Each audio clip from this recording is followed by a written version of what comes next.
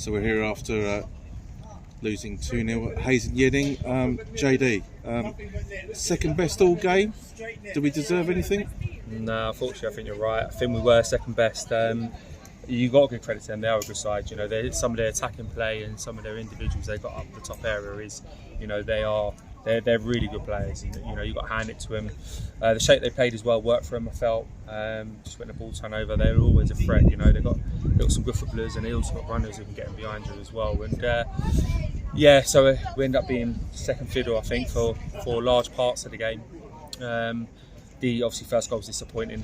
I think we've made at times a couple of strange decisions, probably decisions I don't think we would have made. It's got quite an experienced side, but sometimes you just got to hold your hands up and say you're beaten by the better team, and they were definitely the better team today. So, were you worried about the fact we didn't really create anything at all? Was it down to them stopping us from creating? A bit of both, really. I think they defended quite well. I think they held their shape.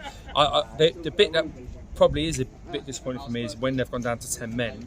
We haven't created in that period, you know, and that period is we've had an aggressive shape on the pitch, and you know I think at times we become too passive and you know trying to receive the ball to feet instead of having you know real runners in behind and you know holding that threat.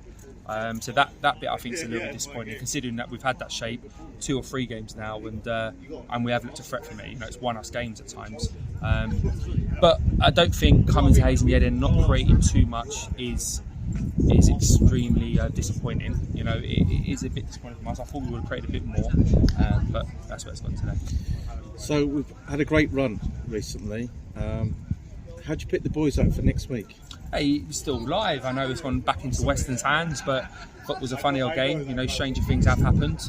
We're asking our friends at Harrow to try and do us a favour there and get a result, but you know that could happen. You know that could happen. We've got a home game. We've got to take care of ourselves. I think we've still got a game against Wimbledon at home. We need to make sure we win that. You know, and see if it rolls for us elsewhere. If it doesn't roll for us, I've got to say since October, the boys have been top. Really. We've put in some really top performances. We have, and we've beaten some really good sides. And at times we come away from games, and opposition managers and players have been really complimentary of what we've done. So if it doesn't happen for us, it doesn't. If we fall short, but then we've still got to hold hope that we can get in it.